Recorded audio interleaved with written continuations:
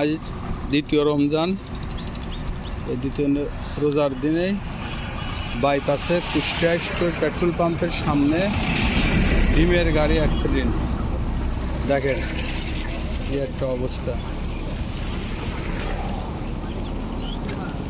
লোক বাইসে গেছে।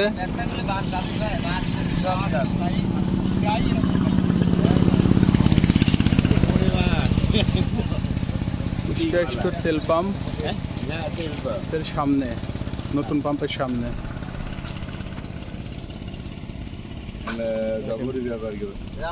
ডিমওয়ালার মাথায় বাড়ি অবস্থা, অনেক ডিম নষ্ট হয়ে গেছে। নষ্ট হবে কয়টার দিকে হয়েছে আঙ্কেল? ভোর 6টার দিকে। আপনারা আসতেছিলেন কোথা থেকে? যাবেন কোথায়? ঝিনাইদা। ঝিনাইদা, পাবনা থেকে ঝিনাইদা যাওয়ার উদ্দেশ্যে। মোট ডিম ছিল কত হাজার? ডিম ছিল কত হাজার? কাছে মামু 29-30 মতন ছিল, তো অর্ধেকের বেশি নষ্ট হয়ে গেছে। 200 কাছে পাওয়া যাবে।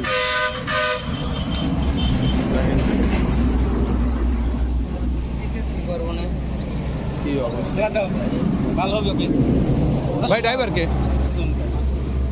আপনার কিভাবে এই হয়েছিল? ট্রাকওয়ালা ডানে সিঙ্গেল না দিয়ে কুয়াশার মধ্যে ঢুকাই দিয়েছে। ভোরে কুয়াশা ছিল, ভোরে কুয়াশা ছিল, ঢুকাই দিয়েছে। ঢুকাই দেওয়ার পর আমি ডানে মোচর দিতে সিন দিয়ে আইছে সামনে সামনে। মানে ট্রাক কি পাম্পে থেকে বাড়াচ্ছিল? না, পাম্পে ঢুকতে লাগছিল। ও, ট্রাক পাম্পে ঢুকতে লাগছিল।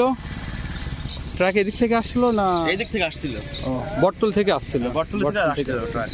আপনি তো পাবনা থেকে আসছেন। হ্যাঁ, আমি পাবনা থেকে আসছি। ও ঢুকাই দিয়ে ডানে মোচর দিয়েছে। ডানে মোচর দেওয়ার পর আমি আবার আমার ডানে মোচর দিতে দেওয়ার পর সিন দিয়ে সামনে সিন দিয়ে দেখে আমি আমার বাঁয়ে মোচর দিতে ট্রাকের। আবার পাবনা থেকে আসছিল এই ডিমের গাড়ি, আর ট্রাকটা বাম সাইডে যাচ্ছিল, যেহেতু পেট্রোল পাম্পটা ডান সাইডে, উনি ডান সাইডে যে ঢুকাইতে গেছে, আর ও তো আসছিল ওর বাম সাইড থেকে। কিন্তু নিজে বাঁচতে যায়, গাড়িটা যখন ডানি নাই ওই সময় সিএনজি চলে আসে। হ্যাঁ হ্যাঁ, সিএনজি চলে আসে, এখন সিএনজিও রক্ষা করতে যায়, এনার বিপদ। আপনাদের কোনো আমার ক্ষতি হয়েছে, কাটি পিটে গেছে। ওই সিএনজির সঙ্গে লাগে নাই? সিএনজির সঙ্গে খাসি লাগছে, একটা রুগী অসুস্থ হয়েছে একদম হাসপাতালে। সিএনজির একজন অসুস্থ। তো ভালো আকারের ক্ষয়ক্ষতি রমজান মাসে।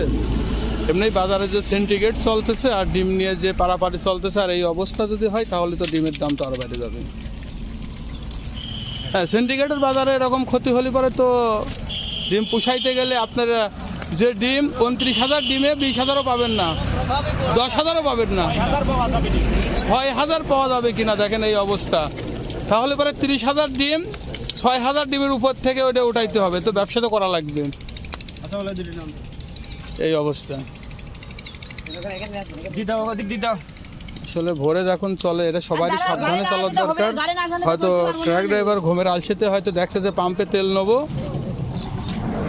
কিন্তু যখন পাম্প দেখে গেছে তখনই ডাইনে সিগন্যাল দিয়ে ঢুকে পড়ছে, তখন আর নিয়ন্ত্রণে রাখতে পারি নাই।